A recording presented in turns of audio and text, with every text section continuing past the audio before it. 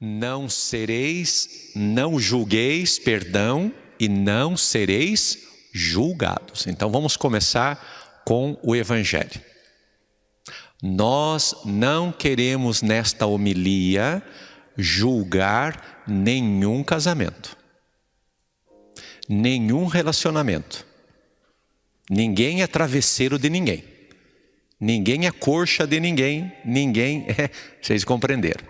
Então o intuito desta homilia, dessa reflexão, desta catequese sobre o casamento, e está na vida desses dois grandes santos, que nós vamos agora falar em alguns instantes, e claro que é um resumo, e é claro que tem muita coisa para falar, e quando eu digo matrimônio, repito, não julgueis, está aqui na Escritura, e não sereis julgados. Nós não vamos decretar aqui nulidade do casamento de ninguém, e nem dizer quem é culpado, e nem dizer fracassou porque os dois... Não é o nosso intuito.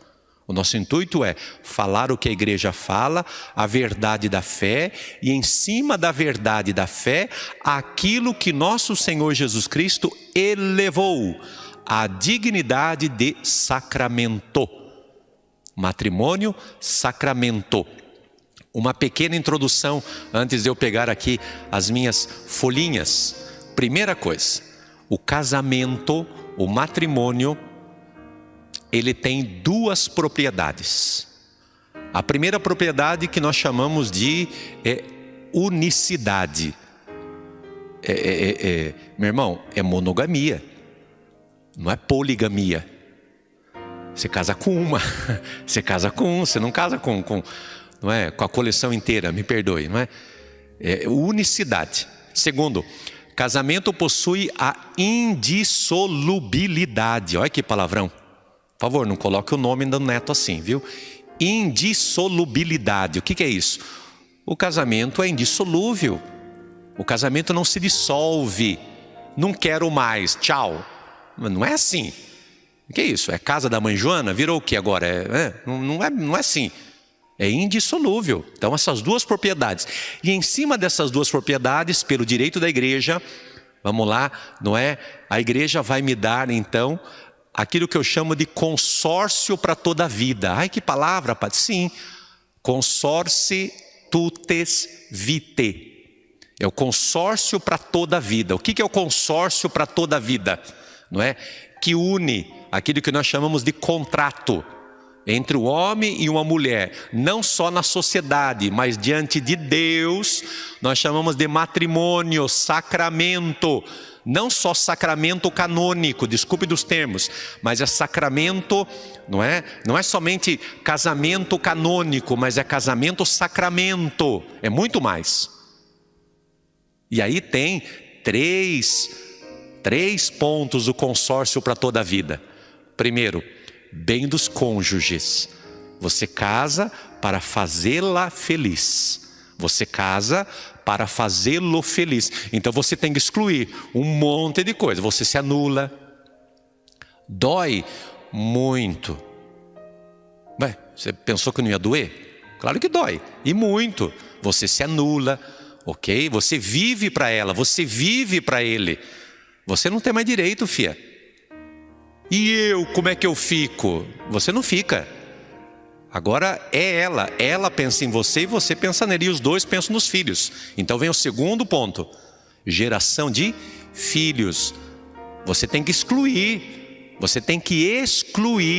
aquele pensamento, não quero ter filhos. Ou, mas e se surgir uma outra? Você não pode casar com essa possibilidade de ser infiel. Você não pode casar com a possibilidade de ter um outro, de ter uma outra, de cair. Não, ninguém casa pensando em ser fracassado. Ninguém casa pensando não vai dar certo. Absolutamente. E aí entra a terceira finalidade do consórcio para toda a vida. A educação dos filhos. Compreende ou não? Bem dos cônjuges, geração de filhos e a educação dos filhos. Bom, isso é só o esqueleto, porque tem muita coisa para falar e não dá tempo. Bom, hoje a gente celebra a memória de dois grandes santos da Igreja Católica. e que talvez você não conheça, como talvez muitos não conheçam, mas eu queria falar rapidamente aqui sobre eles. O nome é São Thomas More, não é? More, São Tomás More, não é? Inglês. E John Fisher. Esses dois santos são ingleses. São dois santos mártires na Inglaterra do século XVI. Século XVI, 1530 e tanto. 1540, ok? O que vamos atualizar? Nessa época o Brasil estava sendo descoberto. A terra de Santa Cruz estava sendo descoberta, graças a Deus. Na Europa estava fervilhando o quê? A reforma protestante. Aquela confusão que Martinho Lutero, esse monge maluco, causou na igreja e que até hoje a gente sofre os terrores desta divisão diabólica, não é? E aí o que acontece? Diante disso, a história desses dois mártires. Então vamos entender. Quem era Thomas More? Um leigo. É fantástico isso, gente. Um leigo, casado, pai de família, esposo, político. São Thomas More, não é? Era esse homem. E aí o outro, John Fisher, era um bispo. Claro, se era bispo, era celibatário, não é? A vida desses dois homens, na ação na sociedade, na política, como pai de família, não é? Vivendo ali no parlamento inglês, porque, pasmem, Thomas More era chanceler do rei. Thomas More era o braço direito do rei Henrique VIII na Inglaterra. E John Fisher era o bispo por excelência ali na Inglaterra, de uma diocese, e que por sua vez então defendia, e os dois defendiam a fidelidade a Cristo, através de um sacramento, o matrimônio. E os dois se encontraram, a defesa deles se encontraram lá na frente com a história que o rei, com o angu, que o rei Henrique VIII acabou causando na corte. Vamos lá. São Thomas More ocupou vários cargos no governo inglês, chegou a ser até chanceler do rei Henrique VIII. No entanto, apesar de ter sido tão importante politicamente e para também a formação do próprio rei, ele era o braço direito do rei, o rei perguntava tudo para ele, para Thomas More. Thomas More foi decapitado porque contrariou a ordem do rei. O rei Henrique VIII mandou cortar sua cabeça, porque ele disse ao rei que o rei estava errado e ele defendeu a fé católica naquilo que é o matrimônio da Igreja Católica, o sacramento do matrimônio. Já vamos descobrir por quê. O rei queria um divórcio. Lá na frente eu vou explicar o que o rei queria fazer. O que aconteceu? Por que o bendito do rei Henrique VIII, fundador da igreja anglicana, viu? O rei Henrique VIII queria se divorciar. Ele não queria mais a sua esposa. Depois eu vou explicar por quê. A loucura desse rei que não queria mais ficar casado.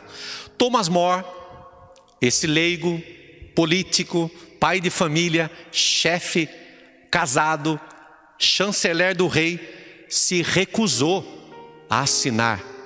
Todo o parlamento inglês disse: o senhor quer se divorciar, senhor rei? Não tem problema. O senhor pode, o senhor é rei.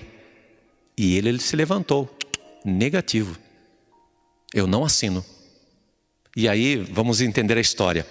John Fisher, bispo, a mesma coisa. A mesma maneira.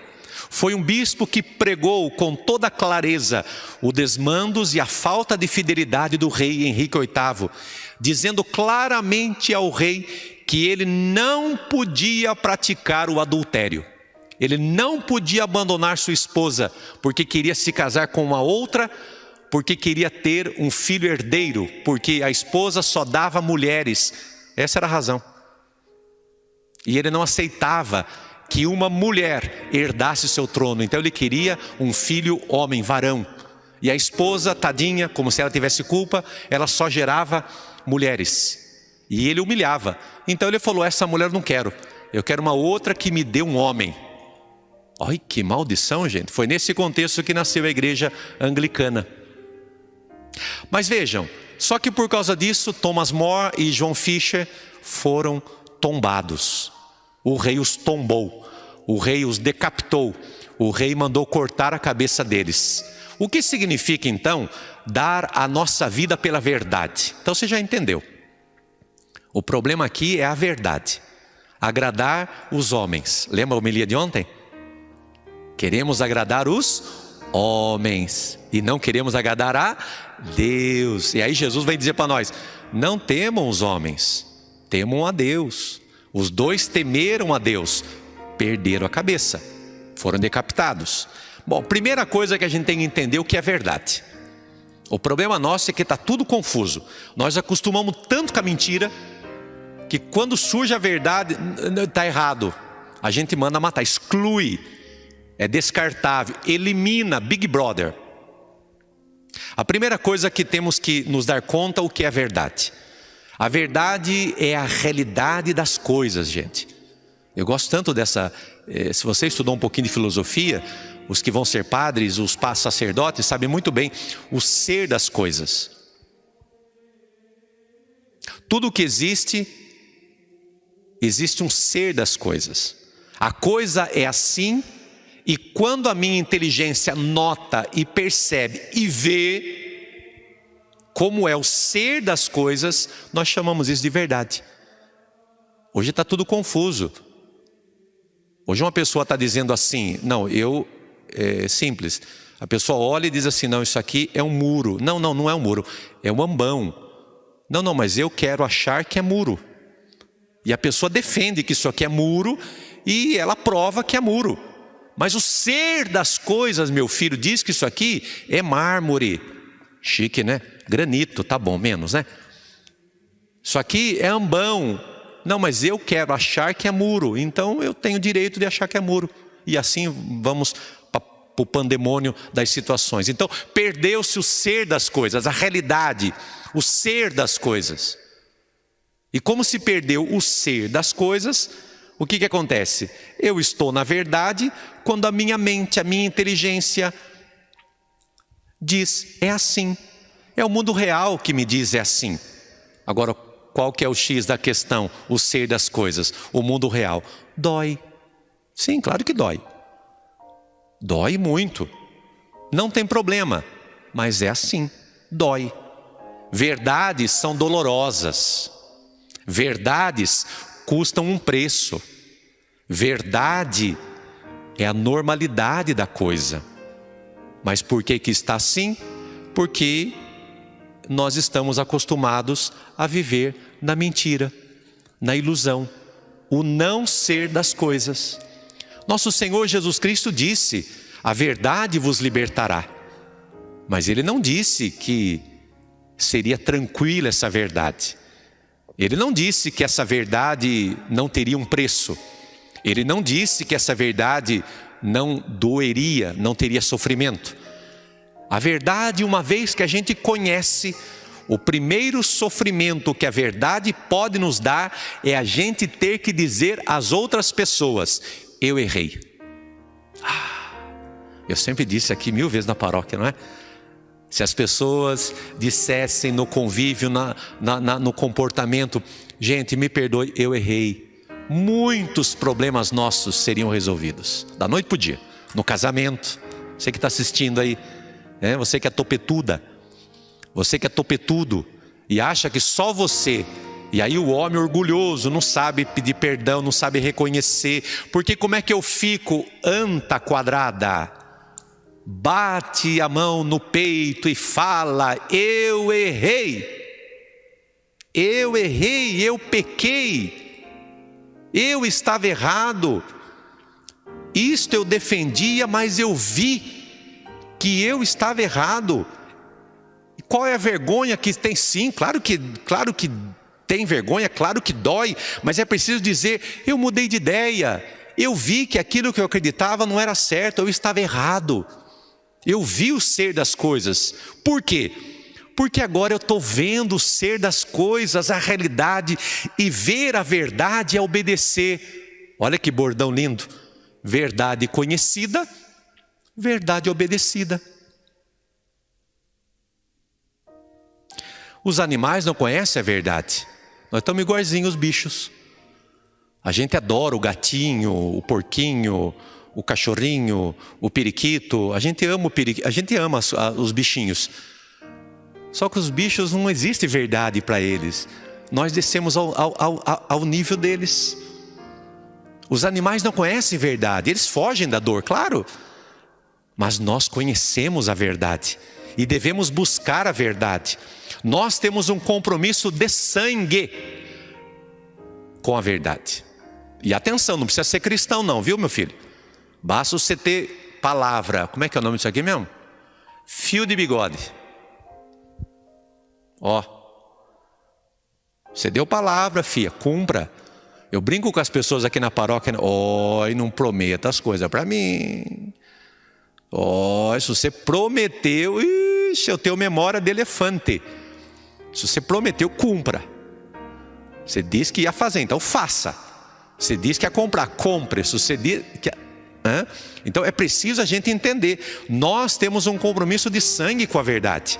Todo ser humano nobre, o ser humano nobre, não é? Não o Nutella, como hoje está na moda, né? O ser humano nobre, ele deveria compreender a verdade. Pode acontecer sim que eu perca cargos. Pode acontecer que eu perca amigos. Pode acontecer que eu seja excluído. Pode acontecer que eu seja rebaixado por causa dessa verdade que eu defendi, ou que eu mudei, ou que eu vi que eu estava errado, como aconteceu com São Thomas More. Ou entre nesse crédito, como aconteceu com São John Fisher, que era bispo, porque todos os bispos da Inglaterra apoiaram o rei, só ele foi contra. E ainda tem o seguinte, pasmem, o parlamento com Thomas More e o episcopado com John Fisher ficavam dizendo para ele, para de ser bobo, rapaz, assina logo isso aqui. O que tem, qual o problema, todo mundo faz. A verdade pode nos levar para a prisão. A verdade pode nos fazer perder a cabeça, sendo decapitados. Mas nós não podemos deixar de dizer a verdade. É aquilo que é o ser das coisas. Guarda essa expressão. Verdade é o ser das coisas. Os apóstolos nos recordam, e ontem nós meditamos aqui, pela boca de São Pedro, em Atos dos Apóstolos, São Lucas escreve, antes temer a Deus do que temer os homens. Nós estamos invertendo a bola. Nós estamos temendo os homens, o que vão falar de mim, como que vai ser minha vida, e daí, mas eu dependo, porque meu filho e minha filha. Quando Deus criou, e aqui entramos agora no matrimônio, primeiro a verdade, agora você entendeu o matrimônio. Você não está vivendo na mentira. Não é possível que o amor que você declarou seja mentiroso. Não é possível que tudo isso é teatro. Não é possível que você olhe e veja a sua prole e diga assim, me enganei. Não, meu filho, minha filha. Quando Deus criou o ser humano, criou o homem e a mulher, Ele criou o homem e a mulher com a dignidade de criaturas racionais, onde o homem e a mulher, unidos em santo matrimônio, permaneceriam num vínculo até que a morte os separe. Vamos lembrar o início. Não julgueis e não sereis julgados. Nós não podemos julgar nenhum fim de matrimônio e ninguém que está em segundas núpcias, terceira, quarta, quinta ou nada. Nós estamos constatando o que é. Esta é a verdade do matrimônio. Este é o ser das coisas. O matrimônio não é descartável. Eu brinco quando assisto os casamentos e faço, eu digo aos casais, viu, não é roupa suada. O matrimônio não é uma bola que murchou. Não quero, compra outra. Não quero, isso aqui não presta. A verdade é que você se casa e se une em santo matrimônio e agora pasmem. E esse casamento dói. E aí as pessoas não querem que doa. Acontece que você se casa em matrimônio e diz sim. E você percebe que esse sim é dolorido. Não na hora, depois. Dói porque a pessoa pela qual você ama, você se apaixonou, você se encantou, você declarou tudo, era um príncipe, uma princesa encantada. Tem aspectos que você vai conhecendo ao longo da vida. E fica difícil de carregar, e fica difícil de suportar. Dói, porque com o passar do tempo, você vê claramente que vai perdendo o afeto. Você perde até a atração sexual. Sim. Perde-se muitas coisas que sustentava aquele relacionamento. Dói muito. Dói porque a família é uma verdade espiritual. E aí as pessoas não entendem isso. Casamento é verdade espiritual, minha filha. Casamento é verdade espiritual, meu filho. Dói, elenquei pontos aqui, o porquê que dói. Depois você procura no YouTube de novo, você vai refletir nisso. Dói demais, sim, a família tem fundamento biológico. O homem e a mulher juntos, me perdoe da expressão, produzem filhos. Produzem filhos. Os animais não têm família. Os animais se acasalam. Você acha que a gata está preocupada se ela entrou no cio, se quem vai cobri-la é o pai dela? Ela não está nem aí. Para nós tem um substrato familiar, tem um substrato não só biológico, mas para nós tem um substrato espiritual. Não é descartável. Você mulher não é descartável, você homem não é descartável. Será o Benedito? Nós temos vínculo familiar para educar os nossos filhos. E como nós cristãos sabemos, sim, os filhos são gerados e educados para serem levados ao céu. Senão não tem sentido nenhum. As pessoas não querem ter filhos porque, me perdoe, não querem educá-las, mas a concepção está errada. Elas não querem educá-las para esse mundo. Ai, não tem dinheiro, mas não é para esse mundo. É para o céu. Compreende ou não? Educar filhos, sim, claro que você quer dar carinho, você quer dar isso. Me perdoe, é muito mais, é ter os seus filhos e educá-los para o céu. Educá-los para a graça do céu.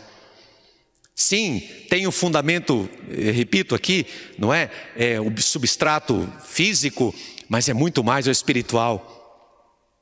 Esta é uma das verdades que Cristo revelou e que está na grande substância da família, do casamento, do matrimônio, que é uma realidade espiritual, natural e que está no ser das coisas, nos fatos. Está na estrutura da realidade. O homem, quando se une a uma mulher, me perdoe da palavra, produz filhos e filhas. E esses filhos são para sempre. Portanto, o vínculo entre o homem e a mulher precisa para sempre, porque os seres humanos precisam ser educados, precisam de pai, precisam de mãe. Então eu tenho que dizer para você, meu filho e minha filha, aguenta firme. Você veio para isso. Pode jogar toalha, pode espernear, siricotear, sapatear, xingar, ofender, você veio para isso.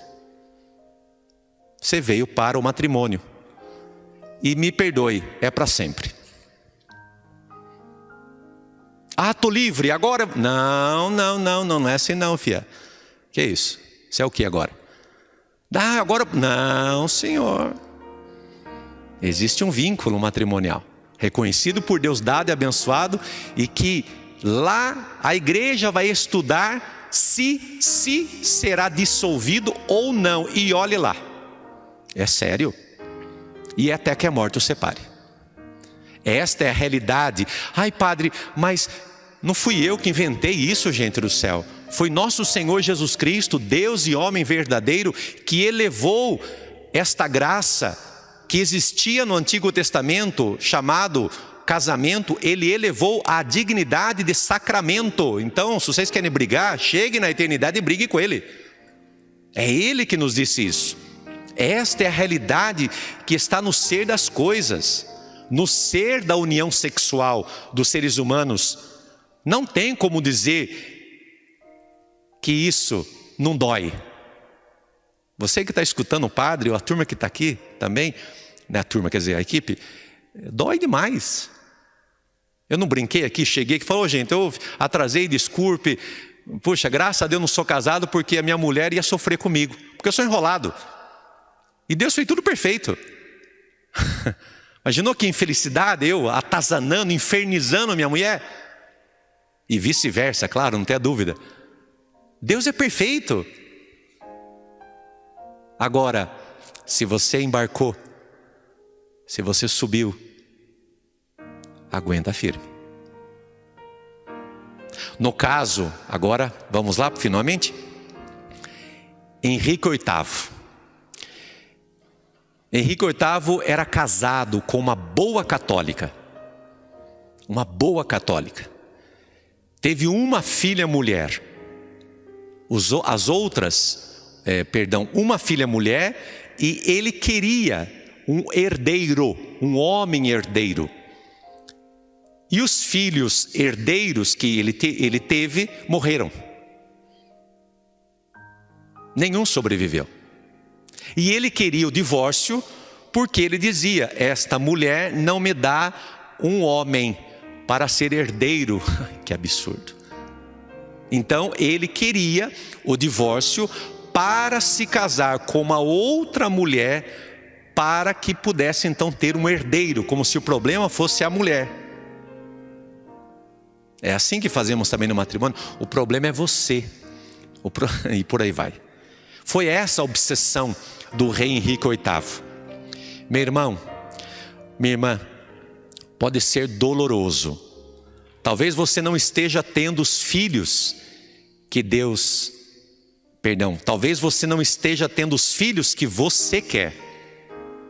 Mas são os filhos que Deus quer e te deu. Talvez você esteja dizendo assim, eu não estou tendo a esposa que eu sempre quis. Mas talvez seja a esposa que Deus quis para te santificar. Talvez você esteja dizendo assim, eu não tendo um esposo que eu sempre quis e que eu sonhei. Mas talvez esteja sendo o esposo que Deus quis te dar para te santificar e salvá-lo e salvá-la. Casamento é para sempre. Aceite que dói menos. E dói muito. Essa é a realidade tão simples e tão empenhativa pela qual a Igreja Católica Apostólica Romana sempre defendeu e sempre se lançou como defesa ao longo dos séculos. O rei era casado, o parlamento inteirinho, todos os políticos da Inglaterra disseram, senhor rei, o senhor tem direito a este divórcio, a gente faz de conta que o primeiro casamento não existiu. Os bispos da Inglaterra, todos eles disseram, senhor rei, o senhor quer um divórcio, vamos fazer de conta que o casamento não valeu. Mas entre os políticos, um se levantou e disse, não, o senhor é casado. Entre os bispos da Inglaterra, um se levantou, John Fisher, não, o senhor é casado. E porque os dois disseram, o senhor é casado, senhor rei, e até que não até que um não morra ou a esposa não morra, o senhor não pode se casar com outra. O casamento é permanente, o senhor é casado e nós não vamos assinar. Aí a torcida ficou no pé, no ouvido do bispo John Fisher, no ouvido do leigo Thomas More, dizendo: fica quieto, rapaz, ele é o rei, não fala isso, entra no esquema. Não, eles foram condenados, foram decapitados e, consequentemente, hoje no céu intercedem por nós e pelos casamentos. E para que todos sejamos firmes à verdade da fé católica. Saiba, meu querido irmão, minha querida irmã, que é assim que nasceu a famosa religião anglicana na Inglaterra. É assim que nasceu, com o rei Henrique VIII mandando matar 2 homens santos que foram contra o seu divórcio. E aí ele fundou a igreja anglicana. E nós somos católicos, apostólicos romanos. Amamos, defendemos a Santa Igreja e defendemos o matrimônio até o fim, porque dói muito. Louvado seja o nosso Senhor Jesus Cristo. Para sempre seja louvado.